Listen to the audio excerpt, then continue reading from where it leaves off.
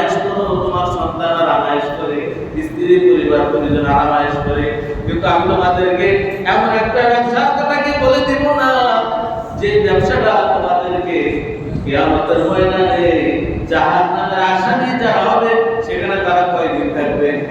কয়দিন? এক সপ্তাহ, হ্যাঁ, 3 দিন, 1 মাস, 1 বছর, কোন শেষ আছে? কোন শেষ নেই। আল্লাহ রাব্বুল আলামিন বলে যারা নেক আমল করবে না তারা জাহান্নামে যাবে, ফি নারে জাহান্নাম খালিদিনা ফিহা আবাদা, আর সেখানে তারা থাকবে চিরদিন, চিরকাল, অনন্তকাল, যার কোনো শেষ নেই। অপরপক্ষে যারা ইন্নাল্লাযিনা আমানু ওয়া আমিলুস সলিহাতি, আর যারা ঈমান আনবে আর নেক আমল করবে, ভালো আমল করবে, কানাত লাহুম জান্নাতুল ফিরদাউস নুজুলা, তাদেরকে জান্নাতুল ফিরদাউস দান করা হবে, খালিদিনা ফিহা আবাদা, আর সেখানে তারা থাকবে চিরদিন, চিরকাল, অনন্তকাল, আর কখনো সেখান থেকে তাদেরকে বের করা হবে না। দুনিয়াতে কোনো ব্যক্তি 60 বছরের জিন্দেগি বা 50 বছরের জিন্দেগি বা 80 বছরের জিন্দেগি, এর ভিতরে কিছুদিন খুব ভালো যায় আর কিছুদিন খুব খারাপ যায়, সকলের জীবনে। এখন দেখা যায় বাবার কোটি কোটি টাকা আছে, সন্তান কি করছে? সেখান থেকে সুদ ভোগ করছে।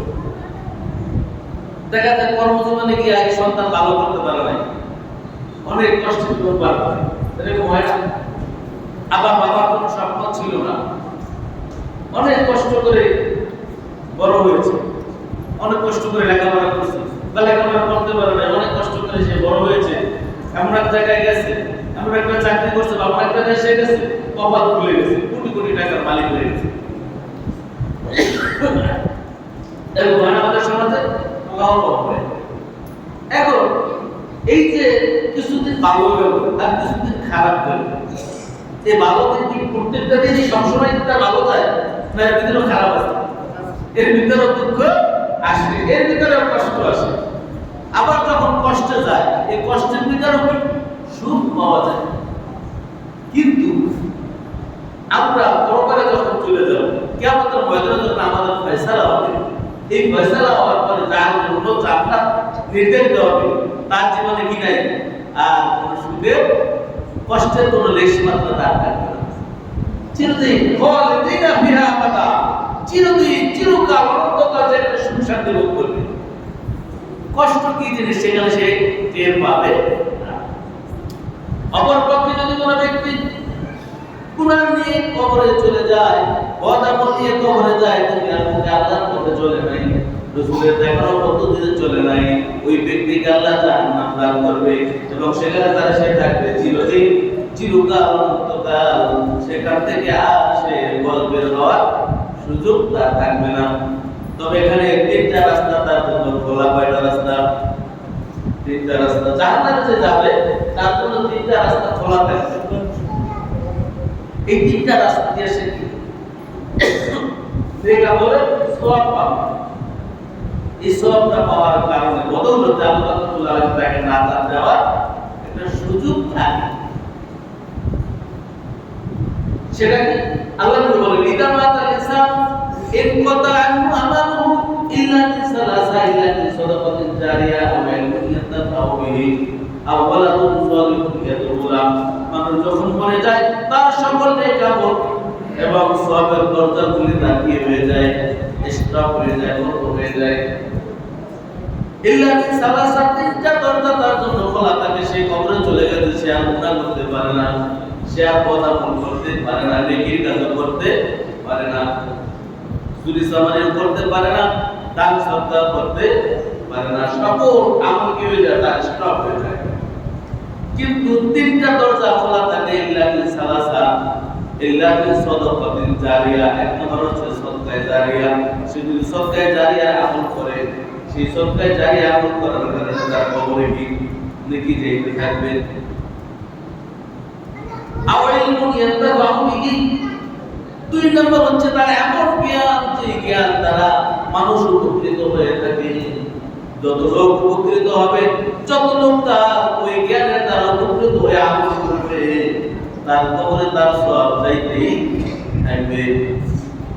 3 নম্বর হচ্ছে আওলাদ সলিহুল্লাহ, নেক সন্তান। সন্তান যদি আলেম হয়, সন্তান যদি নেককার হয়, সন্তান যদি দিনদার হয়, ওই সন্তান যখন মা বাবার জন্য দোয়া করে ওইটা তার দিন মা বাবার কাজে লাগে। এই তিনটা দরজা দিয়া দেখে যায় ওই ব্যক্তি এক পর্যায়ে হয়তো বা জান্নাতে যাওয়ার সুযোগ আছে, কিন্তু জান্নাতে যে ব্যক্তি যাইবে ওই ব্যক্তিকে আর জাহান্নামে যাওয়ার কোনো সুযোগ দিবেন না আল্লাহ। এজন্য আল্লাহ রাব্বুল আলামিন বলেন, আমি তোমাদেরকে এমন একটা ব্যবসার কথা বলবো যে ব্যবসাটা তোমাদের ওই কঠিন জাহান্নামের আযাব থেকে নাজাত দেবে।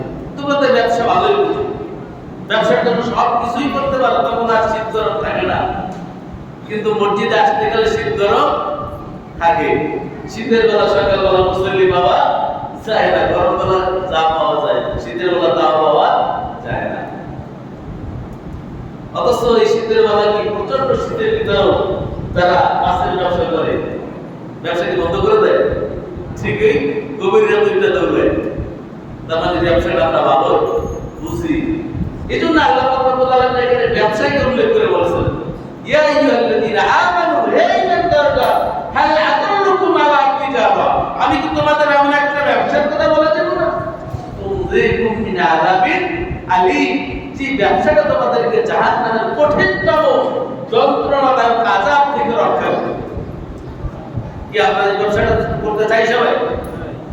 যদি আমরা ব্যবসাটা করতে চাই, আল্লাহ রাব্বুল আলামিন বলেন, এক নাম্বার ব্যবসা, দুনিয়াতে ব্যবসা করতে হলে পুঁজি লাগে, লাগে না লাগে না? পুঁজি লাগে, টাকা পয়সা লাগে, ওই টাকা দিয়ে ডেকোরেশন করতে হয়, মাল সামান আনতে হয়, এরপরে আপনার ব্যবসা করতে হয়।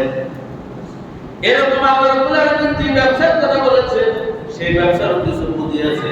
এক নাম্বার পুঁজি হচ্ছে তুমিনুনা বিল্লাহ। এক নাম্বার ব্যবসা কি? আল্লাহর উপরে ঈমান আনতে হবে। তুমিনুনা বিল্লাহ ওয়া রাসূলিহি, এবং রাসূলের উপরে ঈমান আনতে হবে। জীবনের ব্যাপারে আমরা আগে কথা বলছি, আবার ভবিষ্যতে আবার বলবো, একেবারে গেলে আবার সামনে যেতে পারবো না। তাহলে এক নম্বর বুঝে যাচ্ছে কি আল্লাহর উপরে ঈমান এবং রাসূলের উপরে ঈমান। 2 নম্বর হচ্ছে মুজাহিদুনা ফি সাবিলিল্লাহ। 2 নম্বর ব্যবসা পুঁজি হচ্ছে আল্লাহর রাস্তা। এক নম্বর হচ্ছে আল্লাহ এবং রাসূলের উপরে ঈমান, 2 নম্বর হচ্ছে আল্লাহর জমিনে আল্লাহর দিন কায়েমের জন্য চেষ্টা চালানো, জিহাদ করা।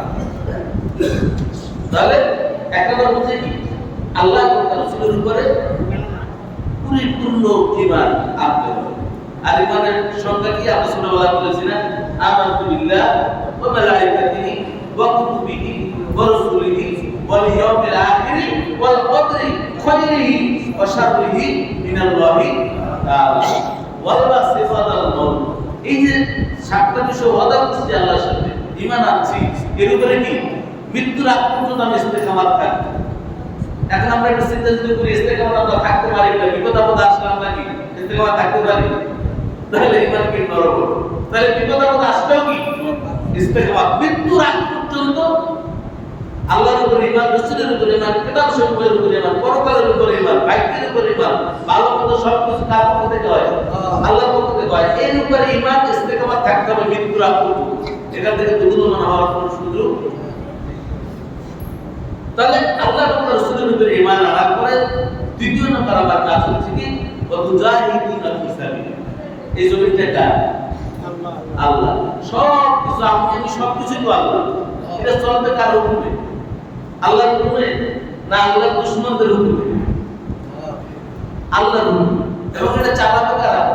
পরিচালনা করবে কারা? আল্লাহ ওয়ালা যারা। এইখানেই মূলত নবী রাসূলদের সাথে আর দুনিয়াদারদের সাথে কি হয়েছে? সমস্যা হয়েছে, দ্বন্দ্ব হয়েছে। আমার নবী কি 40 বছর পর্যন্ত তার কোনো শত্রু ছিল? কোনো শত্রু ছিল না।